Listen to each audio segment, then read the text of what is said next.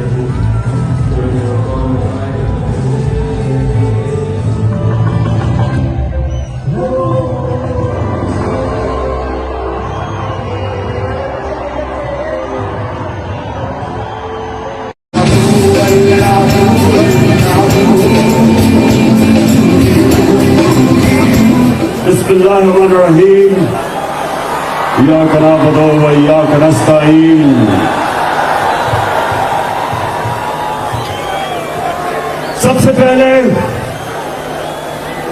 सबसे पहले मैं अपनी पिंडी और इस्लामाबाद की टीम को मुबारक देता हूं, खराज तहसीन पेश करता हूं कि आज दो शहरों ने वो जलसा किया इस्लामाबाद की परेड ग्राउंड पे जो इस्लामाबाद और पिंडी की तारीख पे माशाअल्लाह इतना अवाम का समुंदर कभी नहीं देखा। तो मुबारक हो, खराज तहसीन पेश करता हूं आपको।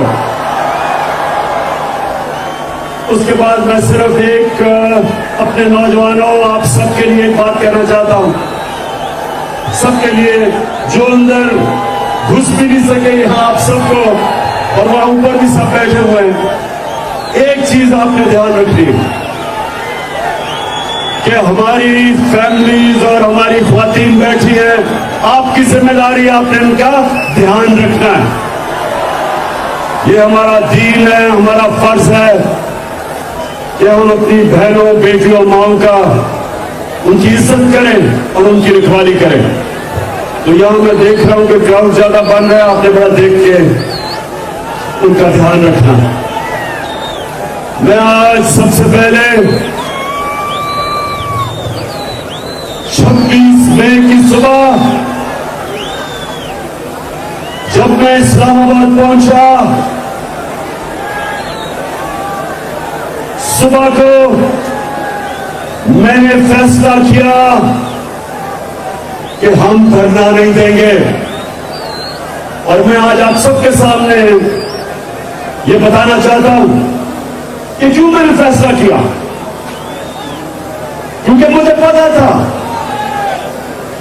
कि उस दिन जिस तरह आज अवाम का समुंदर आया है, उस दिन शाम को अवाम का समुद्र में आना था। और मुझे पता था कि लोगों में गुस्सा था अपनी पुलिस के खिलाफ और रेंजर्स के खिलाफ कि उन्होंने सिर्फ नौजवानों के ऊपर शेलिंग नहीं सिर्फ की, उन्होंने औरतों और बच्चों के ऊपर बेदर्दी से जिस तरह उन्होंने जुल्म किया, मुझे ये पूरा इल्म था कि उस दिन शाम को इंतशार होना था। उस दिन शाम को पुलिस और रेंजर्स के सामने मेरी कौम में खड़े हो जाना था। मैंने इसलिए फैसला किया कि ये कौम भी मेरी है, पुलिस भी मेरी है, रेंजर्स भी मेरे हैं। मैं अपनी कौम में इंतशार नहीं फैलाना चाहता। मैं तो सिर्फ एक मकसद के लिए निकला कि इम्पोर्टेंट हुकूमत नामंजूर। मैं वो मकसद सिर्फ निकले का एक है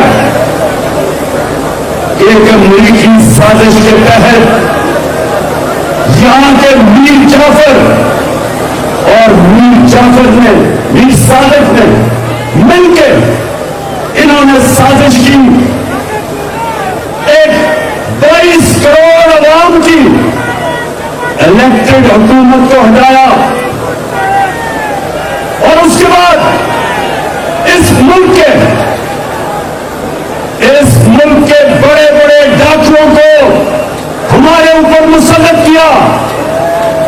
मैं तो सिर्फ एक वजह से निकला था कि मैं पैगाम देना चाहता था सबको, सारे इदारों को, कि कौम किधर खड़ी है,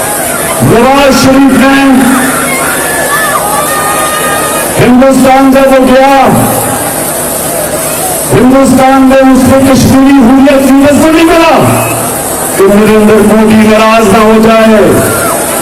और काठमांडू में जब छुप के साथ की मीटिंग की नरेंद्र मोदी से, तो अपनी फौज से बच के की। कश्मीरियों को वो जुल्म कर रहे थे, कश्मीरियों को जुल्म कर रहे थे नरेंद्र मोदी की हुकूमत। और ये मोदी को घर के शादी को बुला रहा था।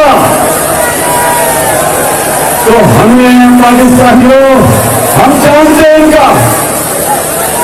इनका कोई फर्क नहीं पड़ता अगर पाकिस्तानी हो जाता है। इसलिए जब मैंने फैसला किया कि मैं धरना नहीं दूंगा, वो इसलिए किया कि हमारा जीना मरना पाकिस्तान में, हमारी फौज, हमें जरूरत है ताकतवर फौज की, इस मुल्क की जरूरत है। और हमें पुलिस, अगर पुलिस को जुल्म किया, वो सारी पुलिस ऐसी नहीं है। और इसके ऊपर मैं बाद में बात करूंगा, लेकिन मुझे ये पता था कि अगर मैं उस दिन धरना दे देता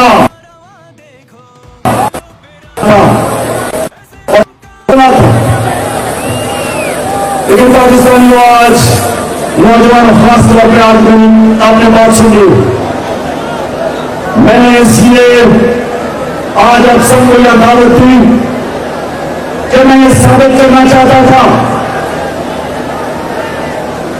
कि अगर ये 25 को जुल्म ना करते, पुलिस छापे ना मारती, टेयर गैसिंग ना करती, रास्ते ना रोकती, तो इसी तरह अवाम का समुंदर आना था इस्लामाबाद। और अवाम के समुंदर ने सिर्फ एक चीज कहनी थी, उन्होंने सिर्फ एक नारा लगाना था, इम्पोर्टेड हुकूमत नामंजूर। क्योंकि कौन ना ये अमेरिका की साजिश तस्लीम करती है, और ना इन डाकुओं को जो 30 साल इस मुल्क का पैसा लूट है, ना उनको तस्लीम करती है। और हम सबको अपने सारे मुल्क के इदारों को पैगाम देना चाहते थे, पुरअमन एहतजाज करके जो हमारा हक है, इन्होंने हमें वो एहतजाज नहीं करने दिया।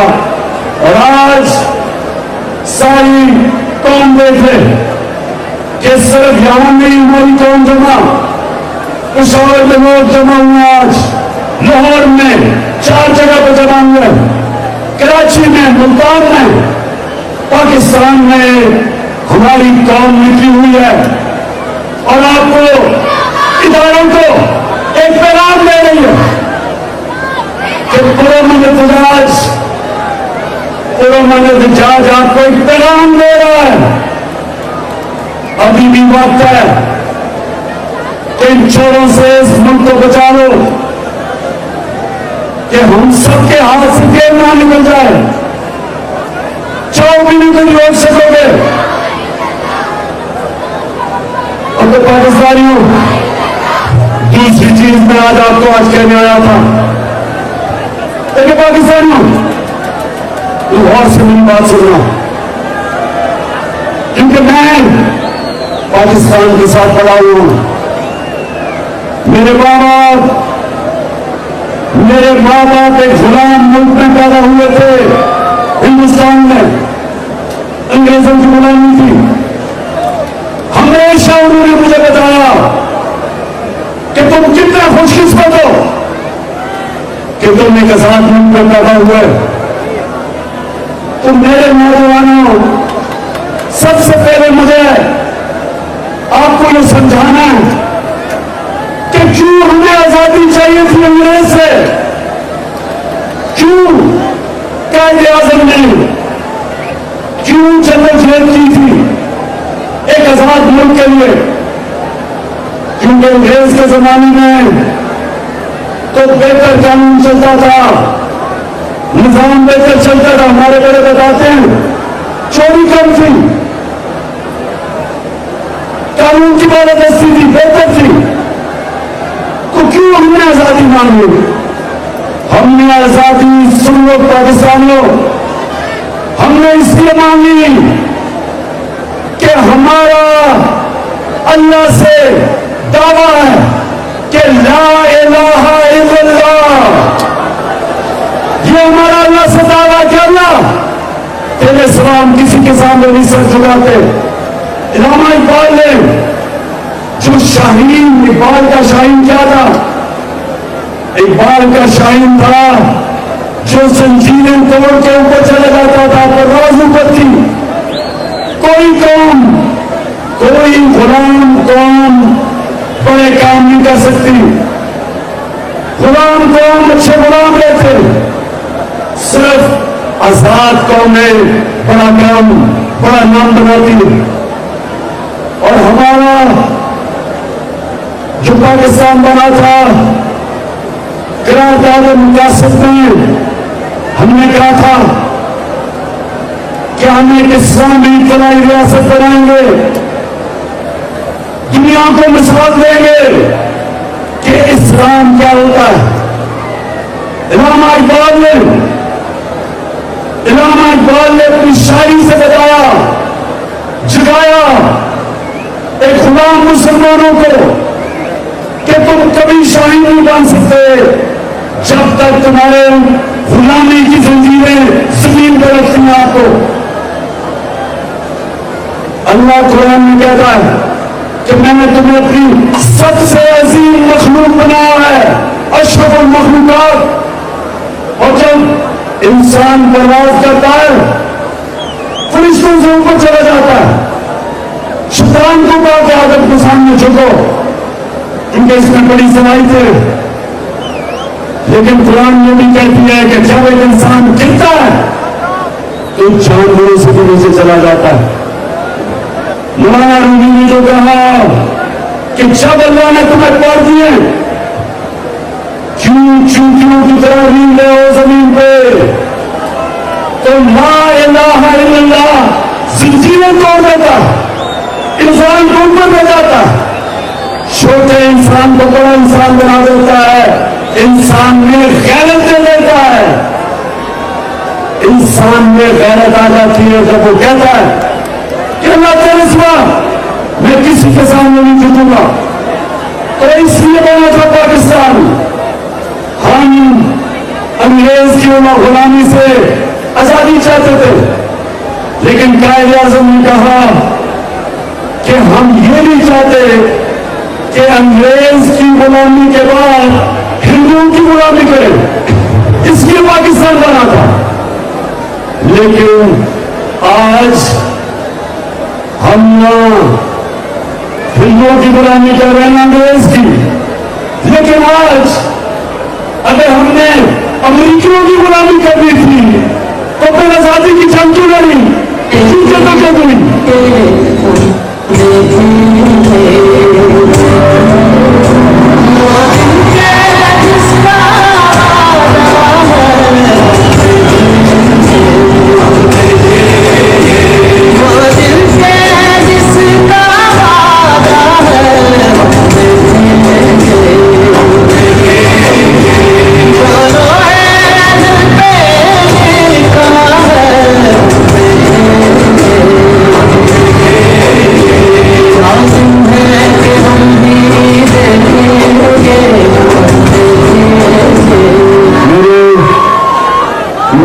जब प्राइम मिनिस्टर था तो मैंने फैसला किया था कि हम नबी सल्लल्लाहु अलैहि वसल्लम की सीरत स्कूलों में बच्चों को पढ़ाएंगे।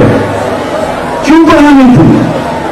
इसलिए कि हमारे बच्चों को पता चले कि वो मदीना की रियासत में वो क्या इनकलाब आया था कि दुनिया की तारीख बदल गई। तो पाकिस्तान ने ये सुना बात कि उन्होंने लोगों को आजाद किया था और वो आजाद लोग उन्होंने दुनिया की इमामत की थी।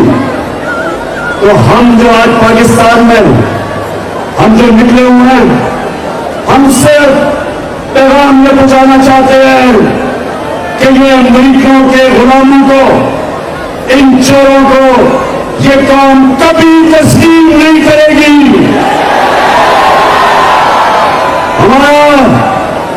हमारे अजीज लीडर मोहम्मद सल्लल्लाहु अलैहि वसल्लम, उन्होंने जब थोड़े से मुसलमान थे, 2 सुपर पावर थी, उन्होंने एक खत लिखा, एक सुपर पावर को, रोमन एम्पायर को, दूसरा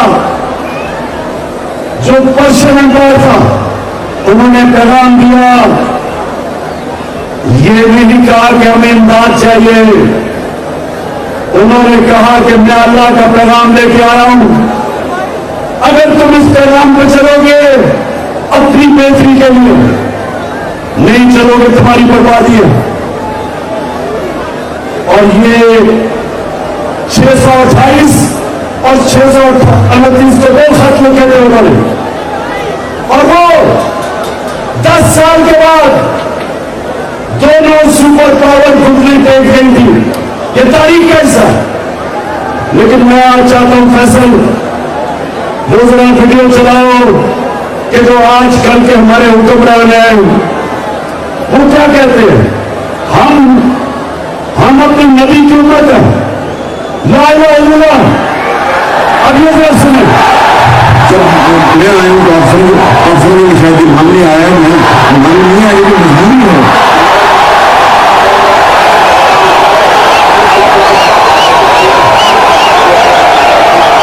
आवाज नहीं आ रही, आवाज नहीं आ रही।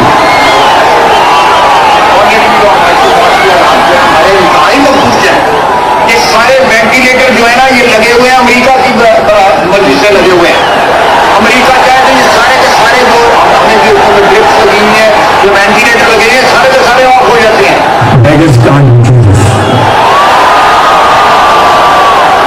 पाकिस्तान योगी है आपके लीडर, एक कहते हैं कि हम बेकारी हैं, इसलिए हम अमेरिका की गुलामी कर रहे हैं।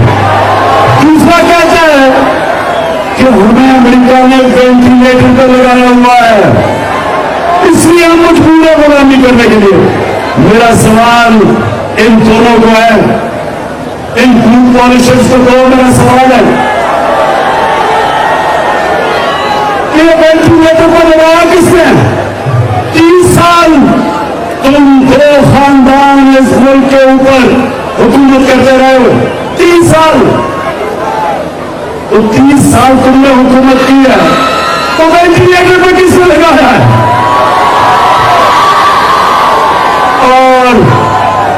और हमारा प्राइम मिनिस्टर कहता है कि हम तो बेकारी हैं। अब मुझे ये बताओ, अब ये जरा पाकिस्तान ये बताओ कि कहां कायद आजम मोहम्मद अली जिन्ना, कहां पाकिस्तान का नारा, कि पाकिस्तान का मतलब क्या, और कहां ये अमेरिका के गुलाम, अमेरिका के जूते पॉलिश करने वाले कहते हैं हम अमेरिका के बगैर जिंदा नहीं रह सकते। तो मैं आज अब सबके सामने देखें पाकिस्तानियों, आज मैं पैगाम सबको देना चाहता हूं कि अगर किसी का यह ख्याल है कि हमारी खुददार और गैरतमंद कौम इनको मान जाएगी जो पैसे के पुत की पूजा करते, पाकिस्तानियों की बात सुनो, मैं लोगों से आखिर इशू में मेरी बात सुनानी और बातें करनी है। मैं जब इस दुनिया से जाऊंगा, मैं अपने अल्लाह से, अल्लाह के सामने जब जाऊंगा तो मैं सिर्फ एक चीज चाहता हूं कि मैं ये चाहता हूं कि जब मैं दुनिया से जाऊं तो मेरे जो नौजवान हैं, मेरी कौम, वो ला इलाहा इल्लल्लाह का मतलब समझ जाए।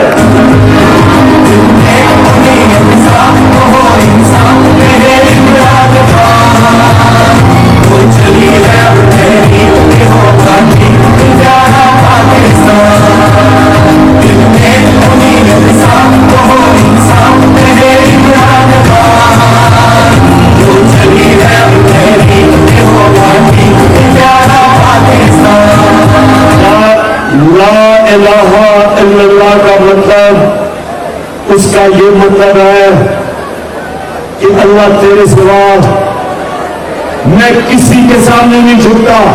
इसको भी समझ जाओ। वंश मिट्टी के नहीं होते। यही कि मूर्ति एक बोतल और उसकी सिर्फ पूजा करना शिर्क है।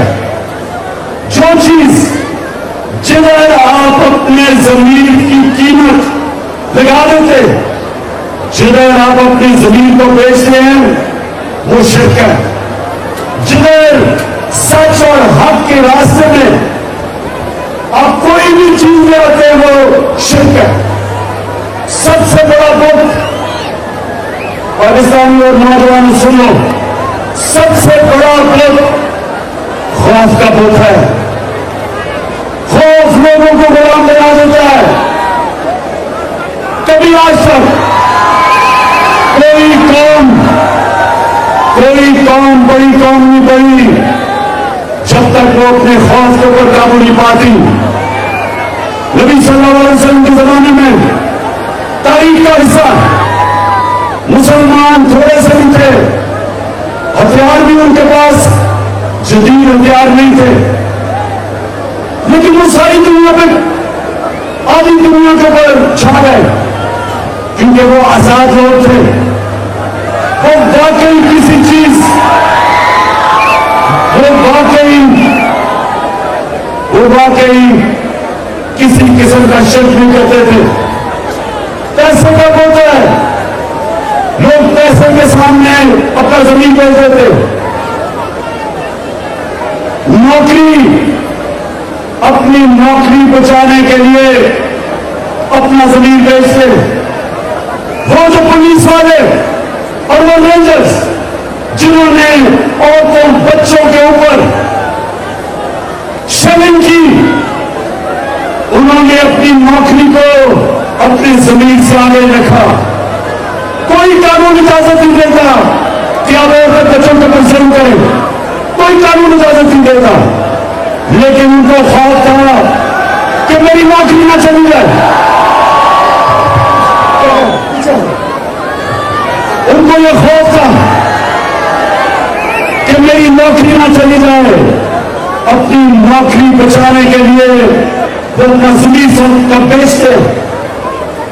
नौजवानों, जिस दिन आप ला इलाहा इल्लल्लाह का मतलब समझ गए, आपकी परवाज ऊपर होनी शुरू हो जाएगी।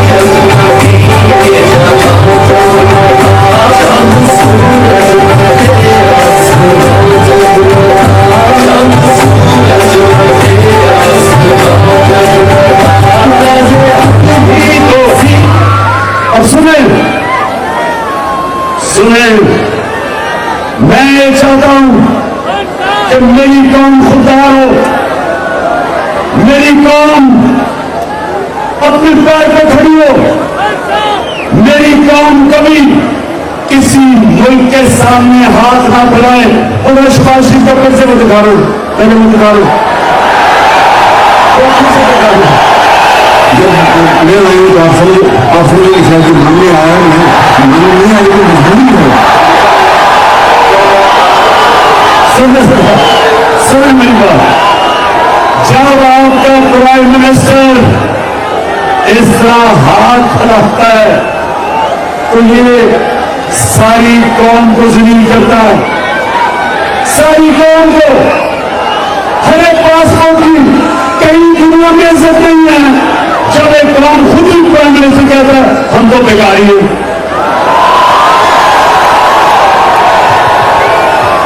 ये है बेकारी, ये पैसे के खुदा की पूजा करने